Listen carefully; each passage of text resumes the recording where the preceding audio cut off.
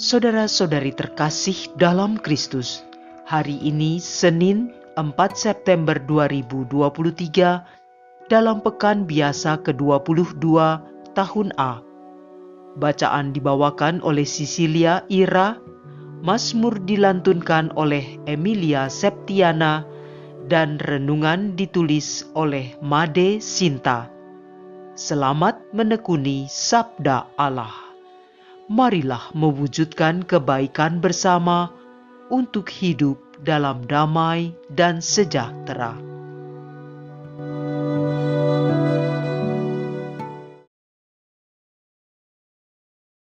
Dalam nama Bapa dan Putra dan Roh Kudus. Amin. Allah Bapa, Allah Putra dan Allah Roh Kudus, terpujilah namamu yang maha besar. Sungguh maha kuasa Engkau pencipta langit dan bumi. Keagungan dan semarak ada di hadapan-Mu, kekuatan dan kehormatan ada di tempat kudus-Mu. Terpujilah Engkau selama-lamanya, semua bangsa hendaknya memuji-Mu selalu. Kemuliaan kepada Bapa dan Putra dan Roh Kudus, seperti pada permulaan, sekarang, selalu dan sepanjang segala abad. Amin. Bacaan dari surat pertama Rasul Paulus kepada jemaat di Tesalonika, bab 4 ayat 13 sampai dengan ayat 17. Saudara-saudara, kami ingin agar kalian mengetahui tentang orang-orang yang sudah meninggal dunia, supaya kalian jangan berduka cita seperti orang-orang lain yang tidak mempunyai pengharapan. Karena kalau kita percaya bahwa Yesus telah wafat dan bangkit, maka kita percaya juga bahwa semua orang yang telah meninggal dunia dalam Yesus akan dikumpulkan oleh Allah bersama dengan Yesus. Hal ini kami katakan kepadamu seturut sabda Allah ini. Kita yang hidup dan masih tinggal sampai kedatangan Tuhan, sekali-kali tak akan mendahului mereka yang sudah meninggal. Sebab pada waktu tanda diberikan, yaitu pada waktu penghulu malaikat berseru dan sangkakala Allah berbunyi, Tuhan sendiri akan turun dari surga. Dan mereka yang telah meninggal dalam Kristus Yesus akan lebih dahulu bangkit. Sesudah itu, kita yang hidup dan masih tinggal akan diangkat bersama-sama dengan mereka dalam awan menyongsong Kristus di angkasa. Demikianlah sabda Tuhan.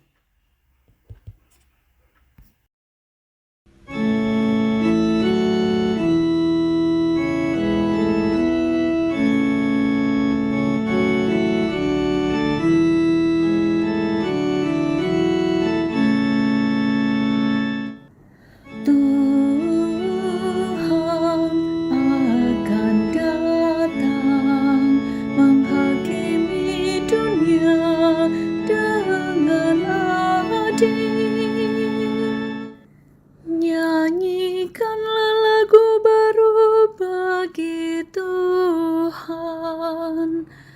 Menyanyilah bagi Tuhan, hai seluruh bumi.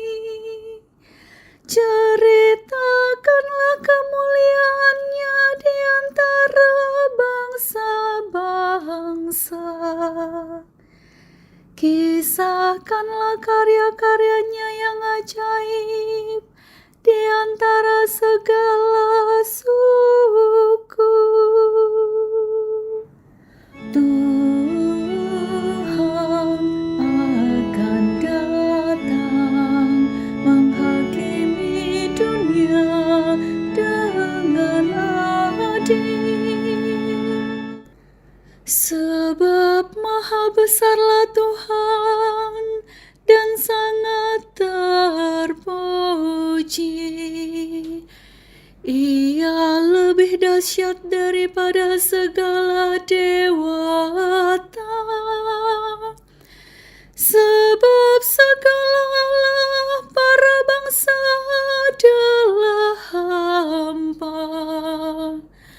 Tetapi Tuhan, Dialah yang menjadikan langit. Tuhan akan datang menghakimi dunia dengan adil. Biarlah langit bersukacita dan bumi bersorak-sorai. Biar gemuruhlah laut serta segala isinya.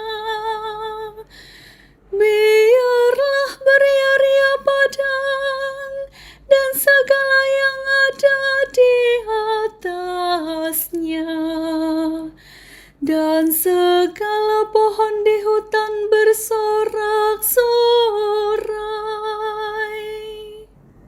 Tuhan akan datang menghakimi dunia dengan adil. Biarlah mereka bersukacita di hadapan Tuhan, sebab Ia datang. Sebab Ia datang untuk menghakimi bumi.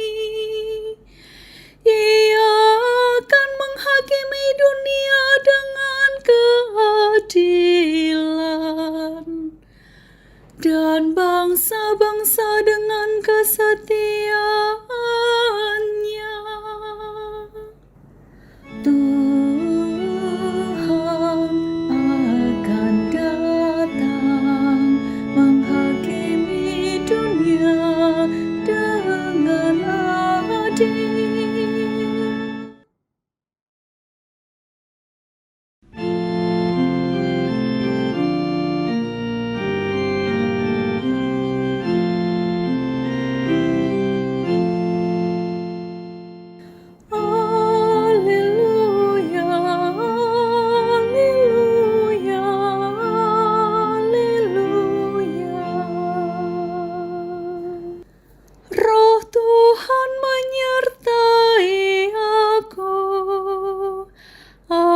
Diutus Tuhan mewartakan kabar baik kepada orang-orang miskin. Haleluya, haleluya, haleluya.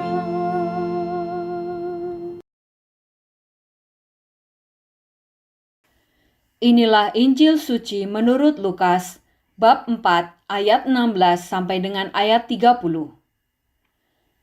Sekali peristiwa, datanglah Yesus di Nazaret tempat Ia dibesarkan. Seperti biasa, pada hari Sabat Ia masuk ke rumah ibadat. Yesus berdiri hendak membacakan kitab suci. Maka diberikan kepadanya kitab Nabi Yesaya. Yesus membuka kitab itu dan menemukan ayat-ayat berikut. Roh Tuhan ada padaku, sebab aku diurapinya untuk menyampaikan kabar baik kepada orang-orang miskin. Dan aku diutusnya memberitakan pembebasan kepada orang-orang tawanan, penglihatan kepada orang-orang buta, serta membebaskan orang-orang yang tertindas. Aku diutusnya memberitakan bahwa tahun rahmat Tuhan telah datang. Kemudian Yesus menutup kitab itu dan mengembalikannya kepada pejabat, lalu duduk. Lalu Ia duduk, dan mata semua orang dalam rumah ibadat itu tertuju kepadanya. Kemudian Yesus mulai mengajar mereka, katanya, "Pada hari ini, genaplah ayat-ayat kitab suci itu pada saat kalian mendengarnya." Semua orang membenarkan Yesus. Mereka heran akan kata-kata indah yang diucapkannya.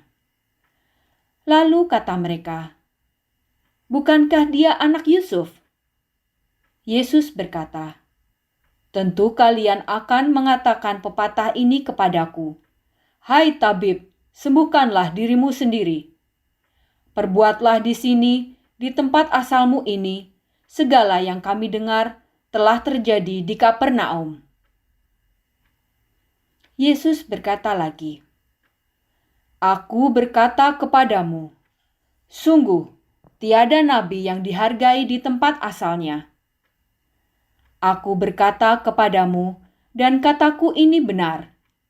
Pada zaman Elia, terdapat banyak wanita janda di Israel ketika langit tertutup selama 3 tahun dan 6 bulan, dan ketika bahaya kelaparan yang hebat menimpa seluruh negeri.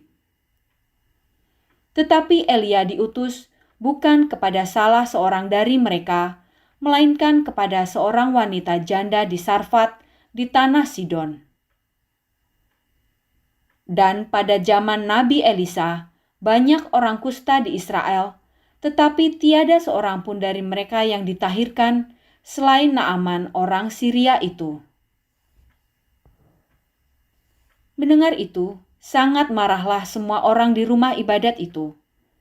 Mereka bangkit, lalu menghalau Yesus keluar kota dan membawa dia ke tebing gunung tempat kota itu terletak, untuk melemparkan dia dari tebing itu.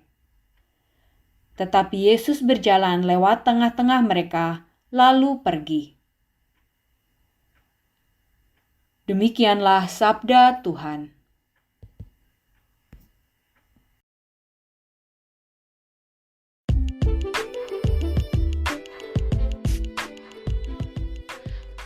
Jangan menolak rahmat Allah. Renungan dibawakan oleh Sirila Cahyoyanti.